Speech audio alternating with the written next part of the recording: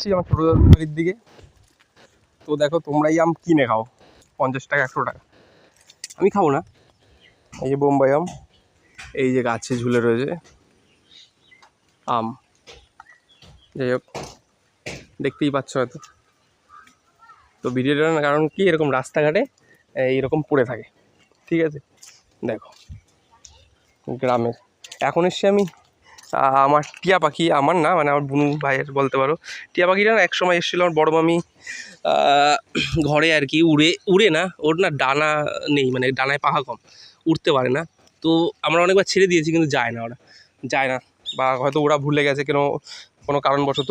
তো তার খাবার আর কি নিতে এসেছি, তার ফেভারিট খাবার, যেমন আমার ফেভারিট খাবার আর কি ইলিশ মাছের ঝাল। তো টিয়া পাখির কিন্তু তেলাকচুর ফল, এই যে তেলাকচুর ফল, এটাই ওদের প্রিয় খাবার। এখন এটা পাকা পাকা হলে ভালো হয়, কিন্তু এই যে লাল লাল হয়েছে মানে ভিতরে কিন্তু পাকা।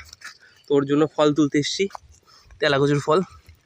তো আজকে ওর পার্টি, ও বলে পার্টি করেঙ্গে খাওয়ার সময়, দেখেছো।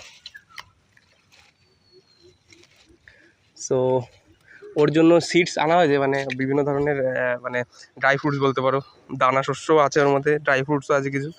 তো তা সত্ত্বেও এই যে বর্ষাকালে এই জিনিসটা সব থেকে দারুণ প্রাপ্য। সো খুশি হবে।